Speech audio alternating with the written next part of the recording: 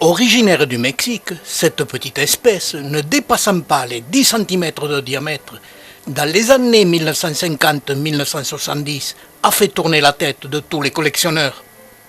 La Convention de Washington n'existant pas à l'époque, elle a été importée en masse.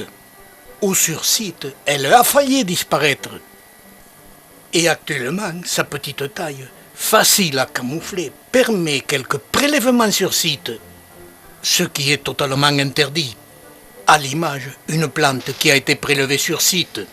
Les sujets provenant de sites sont très faciles à reconnaître. Elle ne ressemble pas du tout aux plantes en culture, mais cette espèce a un très gros défaut, elle est très difficile de culture. Et dans les collections, au bout de quelques années, elles finissent toujours par disparaître. Je qualifie de facile le semis et le greffage de cette espèce, ce qui a permis aux horticulteurs spécialisés de la multiplier en masse.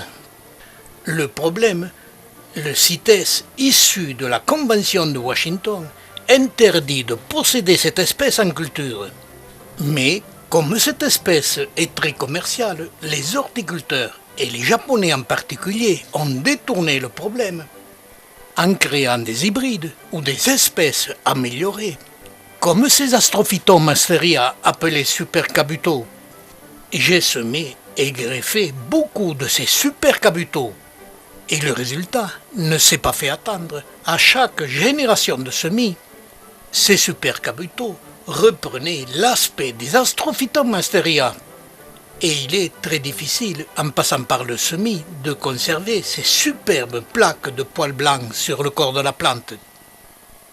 Ce qui me fait dire que ces supercabuto n'ont pas été obtenus ni par l'hybridation, ni par la sélection, mais par d'autres méthodes plus scientifiques. Mais je reviens au CITES, qui interdit toute possession d'Astrophytum asteria type en collection, et souligner le côté néfaste de cette interdiction. Car tous les horticulteurs se sont mis à cultiver des hybrides ou des plantes améliorées, car c'est autorisé. Ce qui a pour conséquence de faire disparaître totalement l'espèce type.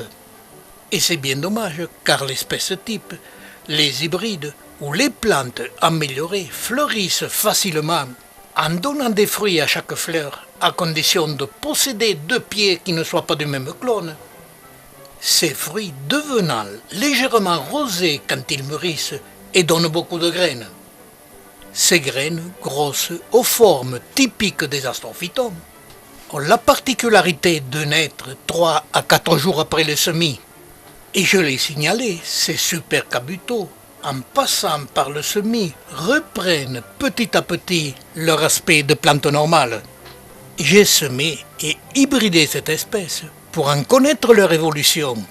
Et en voici quelques résultats. Certaines fleurs devenaient roses. Mais surtout, petit à petit, en partant du supercabuto, les Astrophytum asteria avaient repris leur aspect normal de plante type, même si au passage certaines fleurs étaient devenues roses, ou d'autres sujets présentaient des fleurs avec des bandes médianes plus ou moins colorées, et mes hybridations avec l'Astrophytum asteria nuda ont donné ces résultats. Et voici des images d'un sujet qui est de provenance du Japon, où l'Astrophytum asteria a été travaillé au point qu'il devient cespiteux, et que les rejets apparaissent dans les sillons de la plante, ce qui est anormal. Et heureusement, ces plantes anormales ne tiennent pas longtemps, et finissent par disparaître malgré mes efforts de greffage.